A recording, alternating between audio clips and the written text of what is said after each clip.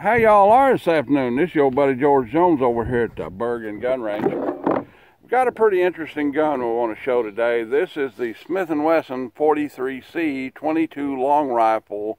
I guess it's a Jframe revolver. Now, I don't know if they intended for this gun to be a personal defense gun or not. I know it'd be a good carry gun because it doesn't weigh anything. And one of the reasons why it doesn't weigh anything is because it has a alloy frame, a shrouded steel barrel with an aluminum shroud on it, and it has a aluminum cylinder.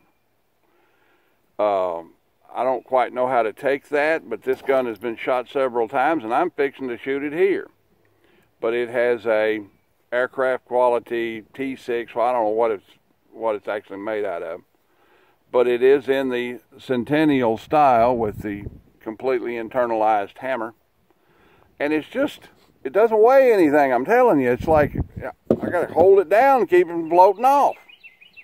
I mean, it literally doesn't weigh anything. It's like 10 ounces or something. It just doesn't have any weight to it at all. It's probably a good thing it's in 22 long rifle. It's 8-shot cylinder, 8-shot capacity, and typically in every other way it's an airweight Centennial. Alright, let's get this thing loadified here and get some winds blowing. We may not get any audio out of this, but I'm going to keep right on going.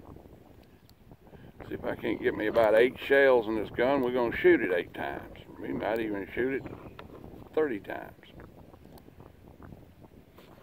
I think the selling point of this gun is it's lightweight. Let's see what the old trigger feels like. See if the trigger's as light as the rest of the gun. I just got the label from a package of chest centers up down there, and we're going to see if I can hit it at all. You know, got the label from a package of chest centers. Of course, it's double action only, so here we go.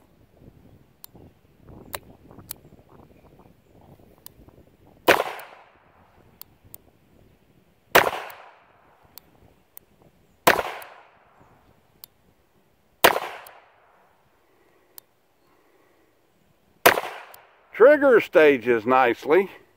I mean, it's got a very defined stage in it. When you pull it back to a certain point and it comes in, you know, and it stages very nicely.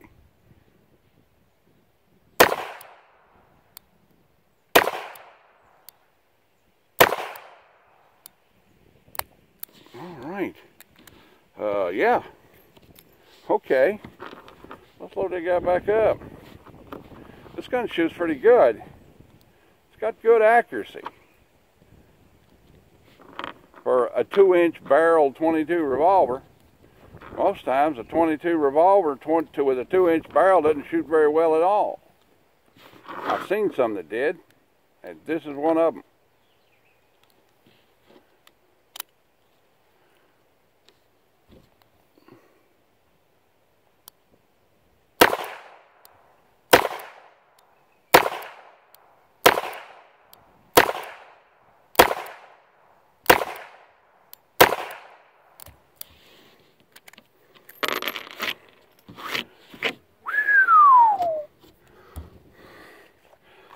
My pithy helmet back on. Get the sun off my neck. We'll go down there and take a look at this thing. And this is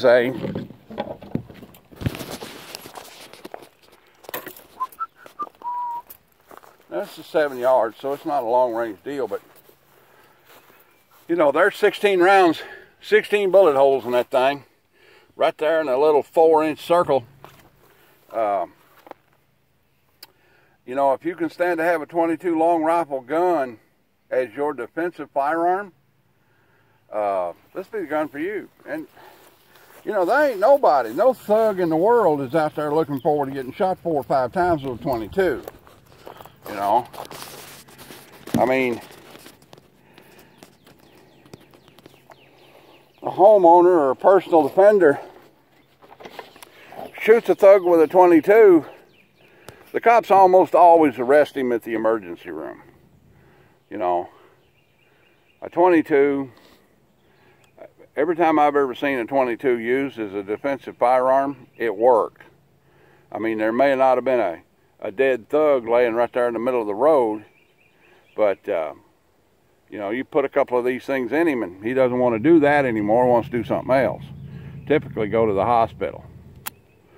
Or like the last person I saw with a shot with a 22, they went back to their little cardboard box in an alley and bled to death. But yeah, 22 long rifle is, I don't know if I'd carry a 22 long rifle as a defensive firearm or not. Just tell you the truth. But I'd like to have this gun in a 4-inch barrel and make a nice trapline gun. But this is a very effective little gun. Works good. Trigger's a little stiff, but it has a good stage. So if you've got the wherewithal to do it, you can pull it back to the stage and recenter your sight and let him have it. I like it.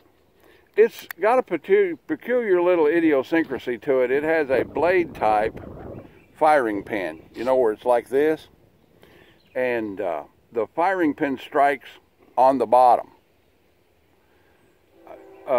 And you're starting to see guns now with firing pins, rimfire guns now, that strike on the bottom. I don't know, sometimes they think maybe that makes it more reliable or something, I don't know. But this guy, this little airweight, you know, this is a great little gun. Retail on this gun is somewhere around $625. That's an awful lot of money to pay for a gun this size, but to tell you the truth, you know, good high quality high-end handguns are becoming an expensive proposition in our society. So there it is. Oh, and it has a little place back here for a lanyard, which, yeah, that might come in handy. All right, then, that's about the size of it. Like, share, commentate, and subscribe. Leave me an old $1 in the Patreon bucket on the way out the door. If you don't want to, I'm going to keep right on making content for you. Have a great 2A day, and God bless y'all. We'll see you now.